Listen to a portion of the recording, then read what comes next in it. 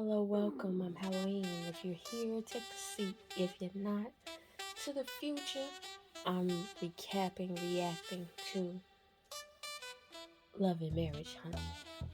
Let's get into the foolery of it all, shall we?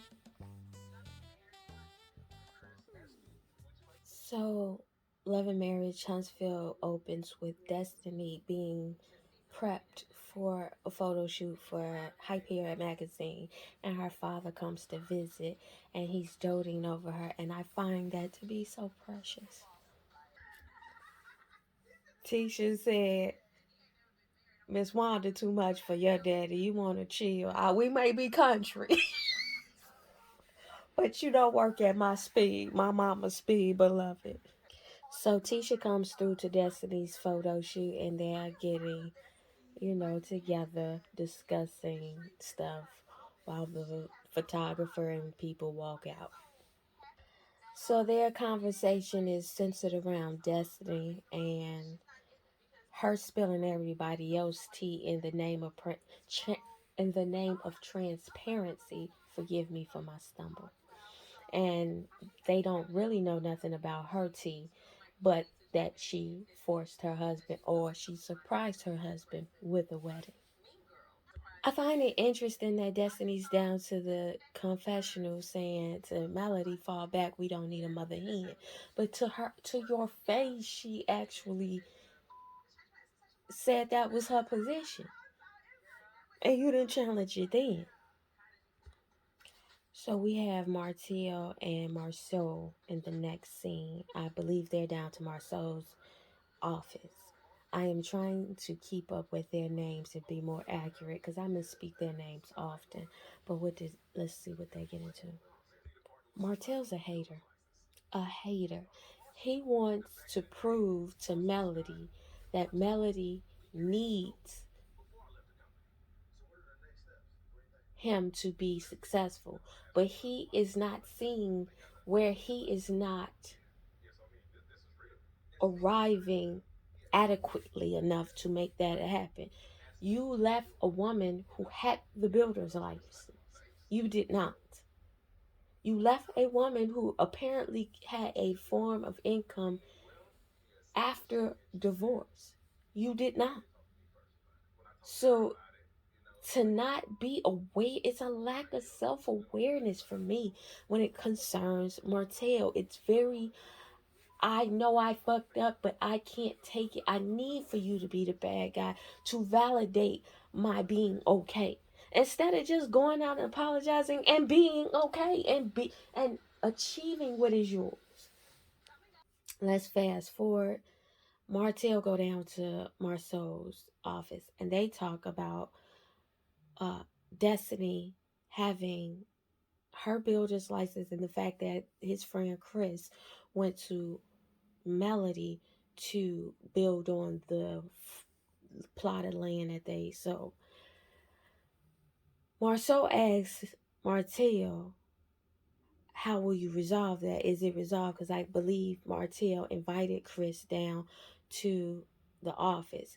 He now realizes that he really only needs a partner with a builder's license, and he's trying to, I'm interpreting, part, what have you. And then they had a business before called Scope that he was a part of, but he left essentially.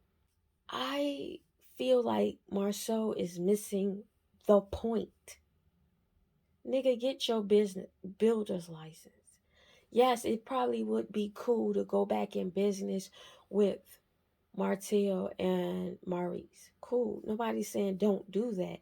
But it seems like you're trying to find loopholes. And maybe it's cool. Find the loopholes till you get to the point. And the point is, even if you start this business with them and they have the builder's license, at any point where you, who you admittedly so said, I don't know how I be. If you are the arrogant Martell that you are with Melody, with them, they can easily pull out of the agreement or partnership and make their own way as they have been doing in that interim of you not being a part of the business. So that leaves you in an unstable position, and you're beholding to their business life or their building license or whatever they talking about. The point of it all is Martell. Let me be present because I'm keep messing up their names. Martell is missing his responsibility in it, and it's not, it's glaring when we see the marriage, because the premise of the show is marriage. So just by virtue of the marriage, we are aware that Mars Tail isn't really adequate, or seeing the point, or seeing himself and what he offers and brings to the table. You get what I'm saying? Concerning his shortcomings, he sees everybody else's shortcomings but his own. And I can see this reflected in how he does business now, even though I haven't seen any action. But the fact that he would forego trying, he has yet to say he's working on his builder's license. He has yet to say, well, I'm a partner with them as a loophole, but during that time I'm working. He never addressed that element of it. Dude, just get your shit together. That's it.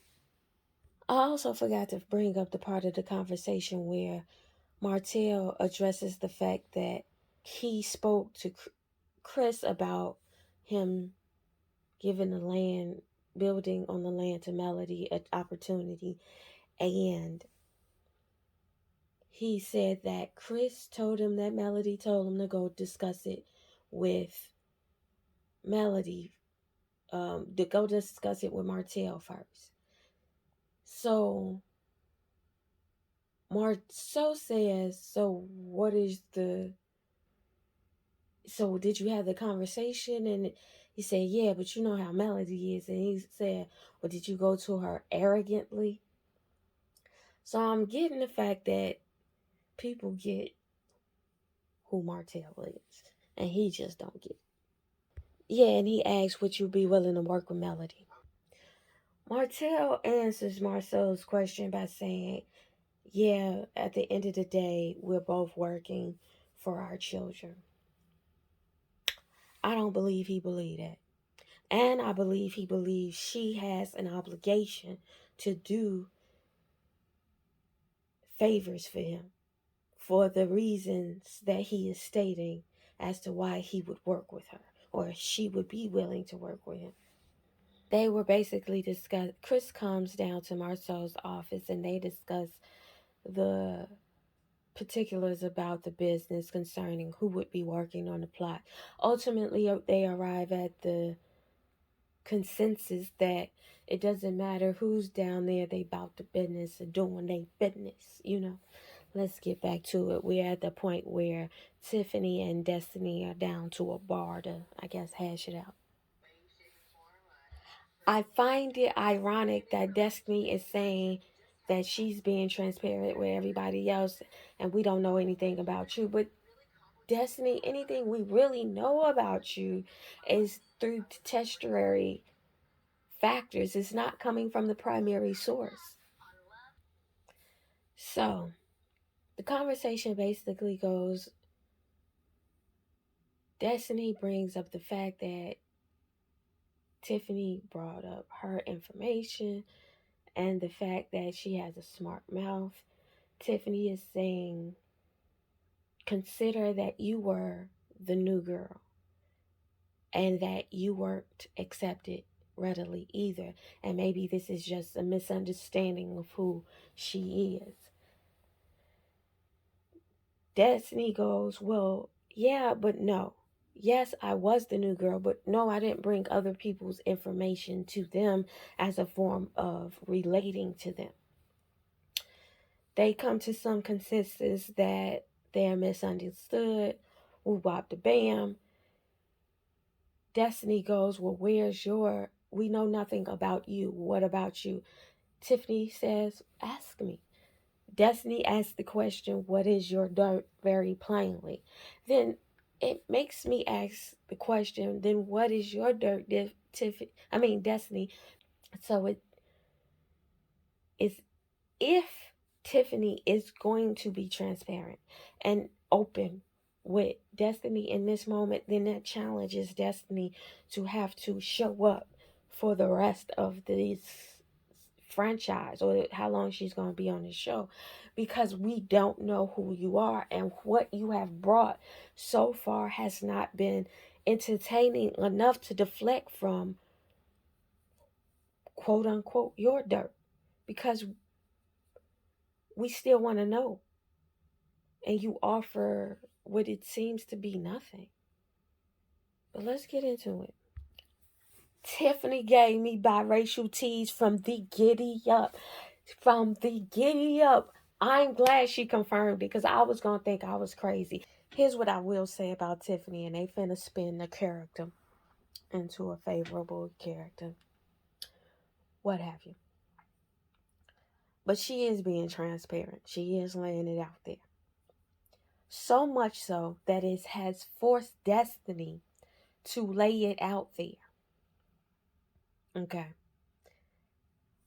Which now begs more questions for me. But because Tiffany is going so in depth with her story, essentially Tiffany is saying she is biracial. Her white mother gave her up for adoption to a biracial family, I presume, and that her mother, biological mother, kept her for white children and gave her up for adoption. She lives with this biracial family as her own. She's thinking that it is her identity, and then her neighbor tells her that she's adopted while she's pregnant, because her mother had confided in her while she was going through adoption, which is foul. Destiny then posits in between this somehow. She posits the fact that she herself went through adoption. Through foster care, and her mother was an addict, which makes me wonder, where the hell was your daddy at? He's present now, and I get it. I get it when they do show up after the fact. I get it. And there's space and love and grace for that. But where was he at? That's what I want to know. And then Tiffany goes into the fact that she her baby's father and her broke up. She then gets into a relationship with her high school sweetheart. And then her high school sweetheart had passed. And now we're at this point. But I had to hurry up and get that off my chest, because if Tiffany doesn't pour, Destiny doesn't share either. Destiny is calling what I see it to the she's articulating it differently. But she is essentially saying what I said. Girl, you show up othered, and you do this offensive stance to deflect. And in this space in which you share, now you all can be empathetic to one another, because you have the human experience that you're sharing with each other in that moment, instead of bringing somebody else's bio to the table. So Tiffany is apologizing to Destiny for bringing up LeBaric at her birthday. Cool. I still feel like she's a bit disingenuous in her intentions for bringing it up. I think you brought it up to stir the turd, but you are utilizing it as this point of relating to Destiny. And girl, I don't know you enough to know if that was really a misunderstanding, but it still felt stir the turish. Like I said in previous episodes, Melody was prohibiting their ability to hash shit out by being in the middle. Melody inserted herself at every moment. Every moment them two were together on screen, at least what by editing between Tiffany and Destiny, Melody inserted every time, every time, every time. Let them, they are adults, but Melody was on that Sora shit or whatever the fuck. Melody is going down to, I believe, Chris's office, and, and she is looking like her mother. And that is no shade because her mother is gorgeous too. I think I could get a builder's license. Watching this shit, I can get a builder's license. And I almost want to just go ahead and get a builder's license just to see if if Martell on bullshit. And I'm gonna get a builder's license in a major metropolitan city. See, Melody is saying what I'm saying. So Melody is discussing building, and did he talk to Martell? He's discussed what happened between him and Martell trying to be an obstructionist to Melody building. Melody then goes down to the confessional and say this nigga should have been down there getting his builder's license, like I've been saying. Chris is giving me a little messy tease, but I don't know if it's messy or if it's just I fucks with Melody. So Chris basically tells Melody that Marceau was down to the meeting with him and Martell. And Melody is taken aback by it, and we are going to see what she says next. Bless your heart, Melody. Listen, I don't have anything against Melody. I have everything against her pettiness and that behavior that is consistent with Shazam. It's that behavior I'm not too keen on. But when she is being precise on her observation, Melody is no dummy. She is the furthest thing from an idiot. Melody is intelligent. The problem with Melody is she gets inert in this petty behavior and this. I want to attribute it to the sorors, but my soror friends be like, girl, you mad because no, it's a behavior. I'm sorry. It's that it's a consistent behavior I see amongst this group, that demographic. So do I just attribute it to being coincidence, or do I just say, oh no, I'm not seeing what I'm seeing that's consistent amongst the collective? It might not be a glowing review, but it is a attribute. I I'm digressing. But the point I'm getting to, so Melody goes, listen here, Martell can bring Chris to Marceau's office, excuse me, and vouch for Marceau. But you are trying to set up obstacles for me, who is the mother of your child. This is what I think Martell reasoning is. I believe Martell feels that he wants Melody to suffer for thinking she could leave him and be okay. I believe that Martell will do anything to come out looking like he came out on top of it all. He's not addressing the reality, so he's gonna try to make everything bend to the reality he wants it to be. And if he can't control it, his next step is to obstruct it. I'm going to obstruct you, Melody, because you're supposed to be with me and supposed to be okay with me making families on you, beloved. Melody, which is my perspective, and I don't know if it's just us, but it's my logic. Duke, I have your children. Fuck what you feel about me and where I'm supposed to be. If you love your children the way you're trying to project, and I'm going to assume that Martell loves his children and he cares for his children. So why not make both of the households that cares for your children secure, at the very least financially? Why would you make it insecure? It's the same thing what I be feeling with Martell. I mean, not Martell, Marceau and Tisha. He literally instigates insecurity and then expect her to come through confidence.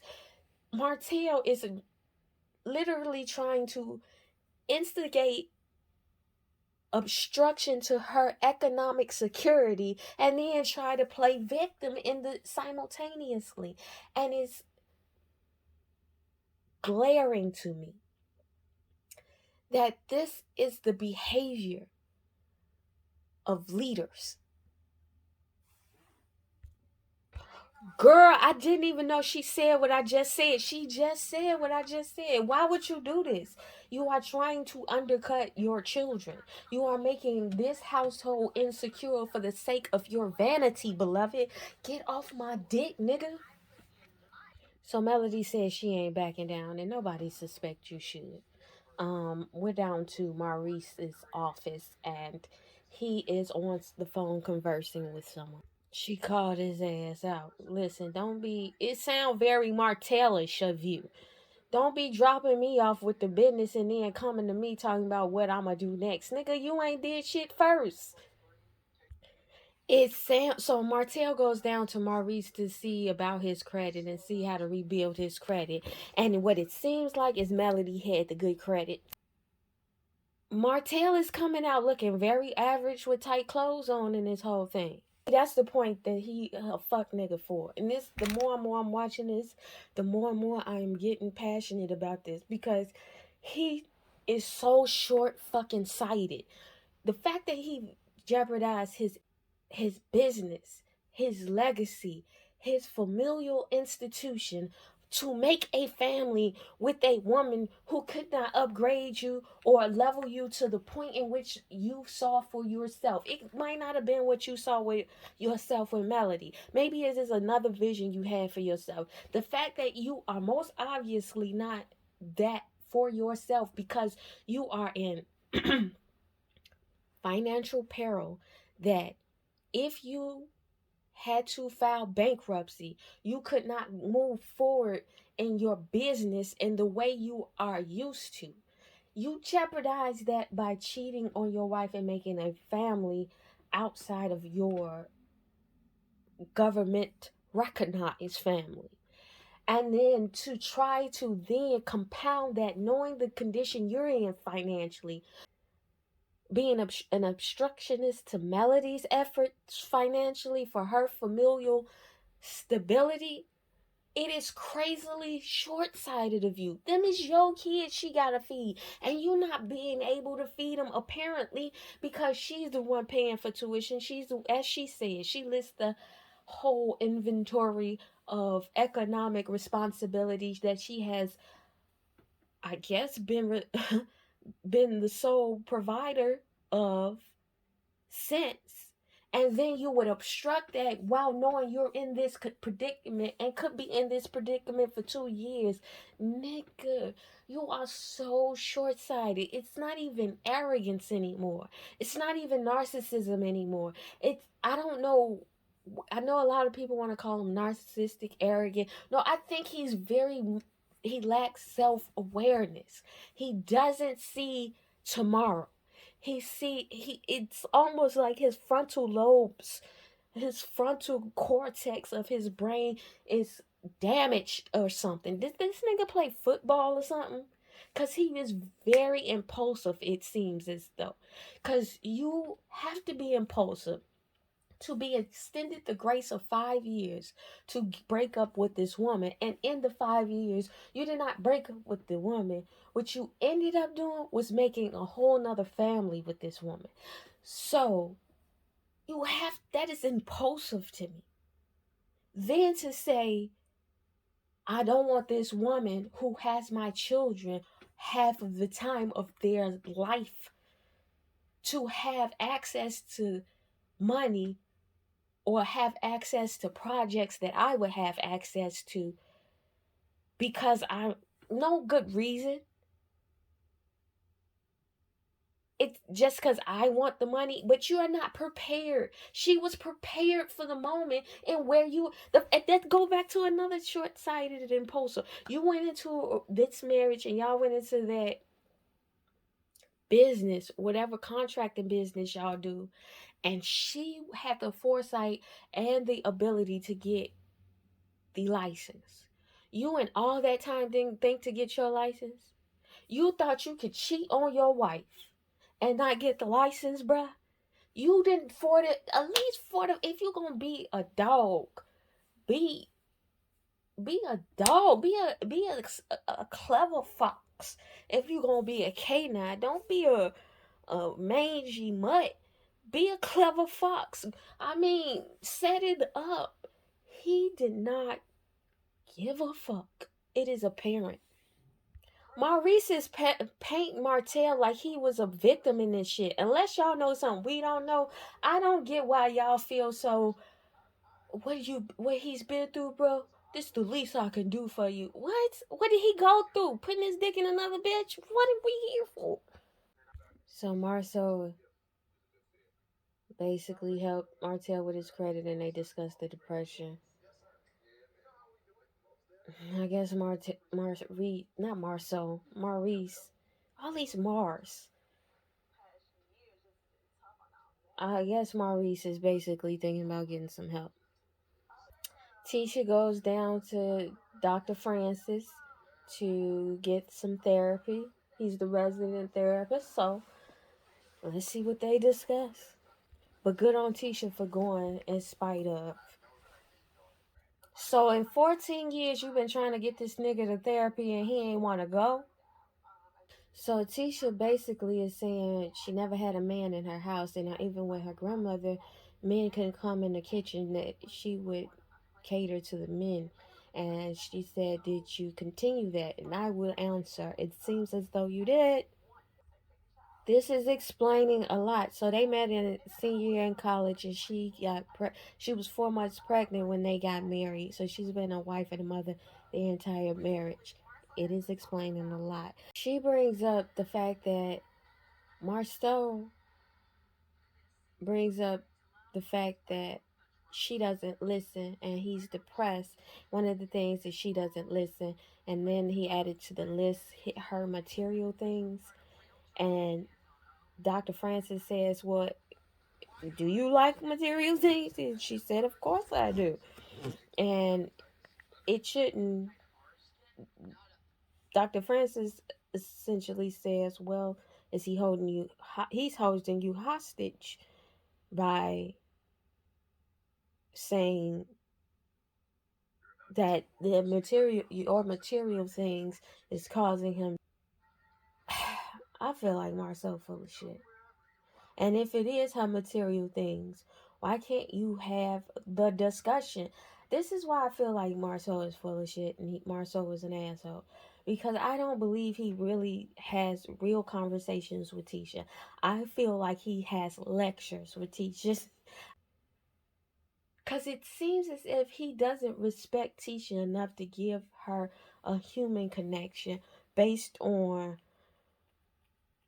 authentic conversations where he isn't guiding her and manipulating and advising her. And I feel he gets out of being responsible for things according to how she explaining it based on the way he's manipulating the vision of what a man is and a husband is. And by saying, and this whole perspective of a man being the head of the household, cool, you are the head. But does that mean you don't participate in the family because you're the head of the family? What does that mean? So Marceau is affectionate and he does say, "I love you" readily. And this is something that was absent of her childhood, affection and the verbalization of love. Bless her heart. So Tisha basically is explaining the pathology of the absence of affection and the absence of the verbalization of "I love you." And because of that, she didn't know how to express it. So Tisha is expressing where her materialism comes from, and it's because her mother expressed love by giving her things. This therapy session is validating what I said when she was saying it. She belittled the renewal in the bed with him because he belittled it. And she did it to assuage what he was feeling. But in this moment at the and I said that on that episode, but in this moment in the therapy, the therapist asked her, so what happened? She brought up the fact that she liked to go on vacation, whoop the whoop the whoop the whoop, and boo wop the bam. They go to Vegas. He tells them about going to Vegas.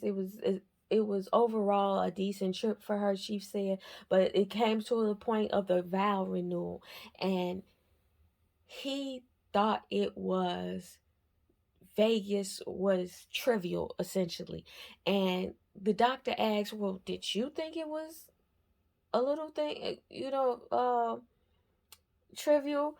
And he said, no, I really wanted to do it, which validates what I was saying while I was saying it about that other episode.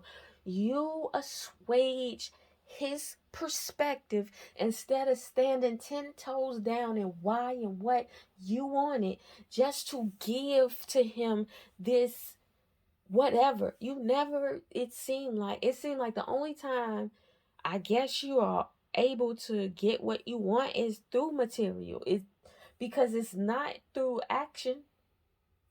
Let's go for it. Okay, so she's saying she wanted validation of Marceau's love publicly, given the fact that these rumors are surrounding us.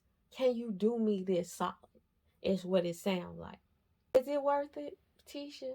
But it don't sound like you signed up for this. It feels as though Tisha has to play herself small, because every time we witness their exchange, Tisha is changing her mind about what he is saying or what she initially felt. And I'm going to tell you, like one of my cousins told me, ain't no one on earth ever been mad at their first mind. Most sane people or regulated people are not wrong with their instincts of emotions and thoughts, first mind thoughts, right? It seems always that Tisha is putting her first mind on the back burner for this nigga every time they speak. And it's almost like you can see the light literally dimming every time she is with this man. I hope that Tisha finds her voice. I want them to stay married, but I want her. I've referenced this before. Kevin Fredericks and Melissa Fredericks, they got a podcast, and Melissa said I used to be a person that would, things that I would like, I would just go along because he liked it or did what he wanted to do. And then there came a point where I said, you know what? Nah, not for me. I'm not going to diminish myself to contort to his favor. I'm going to say what I like. I'm going to do what I want. I'm not going to be disrespectful in doing that, but I'm going to experience the entire part of my being and explore my likes and explore my wants and explore my reality and explore my own intellect and being and personage in this world. I am an earthling. I get to take up space. So I'm not going to diminish the space I take up just to assuage this nigga on the left of me. Give Dr. Francis a television show. So Tisha goes, in so many words, I want to defend Marceau because all of these rumors. And he said, well, what does Marceau say? He said, well, you should know me better than that. And he said, but what you want to defend him, the truth needs no defense. So why do you feel the need to defend him? And she explains because she hates when people get lied on. He says, well, to be lied on, to defend that premise is to think that that is fact. So you think he is being lied on. Why do you think he is being lied on? How do you know he is being lied on? And that's what is to be continued. Here's what I'll say about this episode.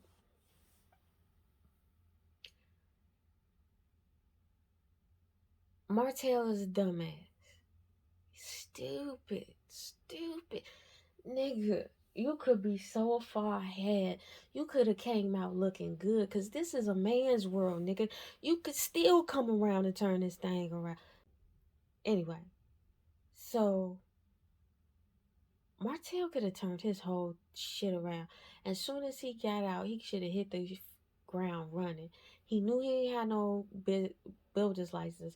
Instead of picking with the kids and figuring out what the kids know about what mama doing and putting that shit up on Instagram and shit, like we give a fuck. We do not. We just want to see it when it's time to air, Duke. Put that shit back in the vault. We don't care. That time you wasted, you could have been studying for your your builder's license, bruh. You could go get you a upsize on the wardrobe, two sizes a little bit. I go up a size and a half. I take a size and a half. I mean, your nuts is giving you yeast infection. But he needs his focus to be on everything other than rebuilding himself.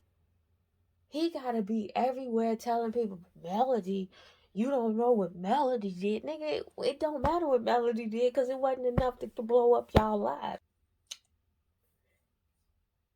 He's a study. He's a case study. Martell. Even down to Maurice talking about some all he been through. I think it's the least like, oh, what he been through? You mean what he put himself through? Bless your heart. Bless your heart. He deserves what? Pray tell. I'm not saying let the man drown. I'm saying at least have the man to swim first before y'all all jump to his rescue.